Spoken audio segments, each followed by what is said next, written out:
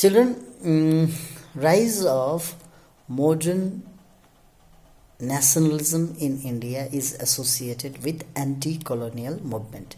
I will discuss 3 or 4 important points.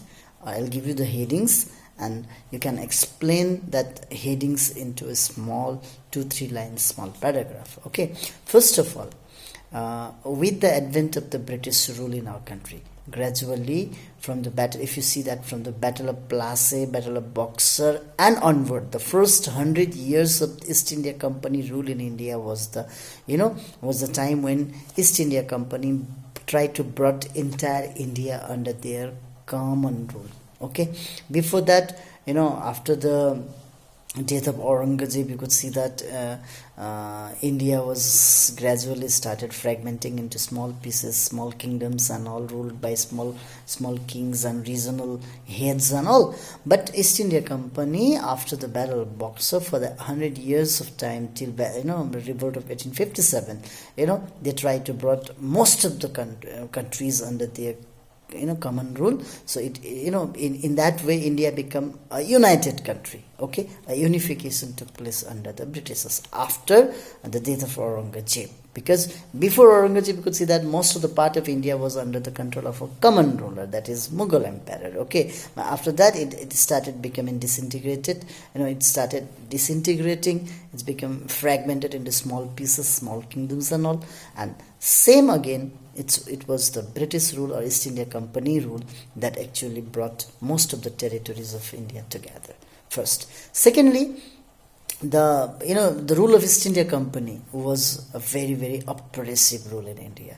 They came here. We all know that they came here as a traders. They wanted to make more and more money. They're not doing something better and good for Indians. Okay, they're not doing welfare activities in India. The main intention was to see the opportunity to make maximum benefit out of their rule in India. Okay, so for that they started following the policies which were not people friendly, or which were not in benefit of the people, and all common people started suffering during this colonial rule. Okay, so this type of being oppressed under the colonial rules was another reason why Indian gradually started understanding their common enemy, and they find that Britishers are their common enemy, and that led to their binding together, their coming together. Okay, a sense of unity started coming among Indians against the Britishers. Next, you can see that with the birth of Indian National Congress in 1885.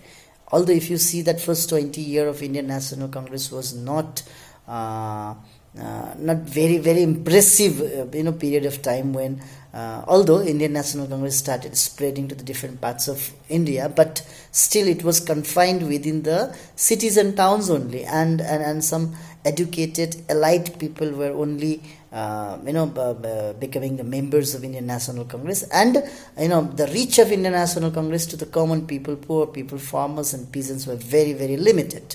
But still the movement like Swadeshi movement, which was started in 1905 against the partition of Bengal, Swadeshi and boycott movement also started also started making Congress famous in India, especially among the common people also. And yes, with the advent of Mahatma Gandhi in 1915, and with his intention of taking Indian National Congress to the grassroots level, to the villages, to the farmers, to the peasants, to the workers in the factory area, to the workers in the plantations, and even to the people living in the tribals and all, that actually led to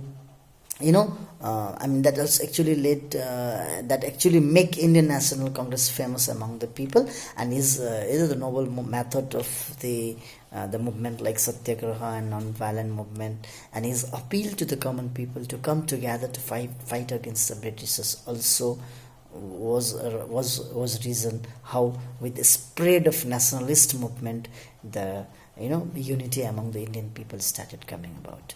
Okay, another very important fact is that point you can write is that initially Indians were suffering, but they are not finding the common reason why they are suffering. They're suffering on their own, and they could not identify themselves associated with some other people in the country. But with the rise of Indian nationalist movement, anti-colonial movement in India after Mahatma Gandhi, you could see that the incident like Jallianwala Bagh incident and all, started becoming, started playing an important role to popularize the movement of Indian National Congress throughout the country. When that the Jallianwala Bagh incident took place in Punjab, people living in all other parts of India that lamented that particular thing. They criticized the role of the Britishers. They became very angry to the British rule, and they started feeling that yes, Britishers are the common enemy, and all Indians should come together. All the people living in India, any part of this country, should come together to fight against this common enemy. So then only, we Indian will be able to drive them out of this country. So in that way, we can associate the rise of the feeling of modern nationalism in India is associated with anti-colonial movement, because the anti-colonial movement only actually have brought all Indians together to fight against the common enemy. That is the focus point. Okay, thank you.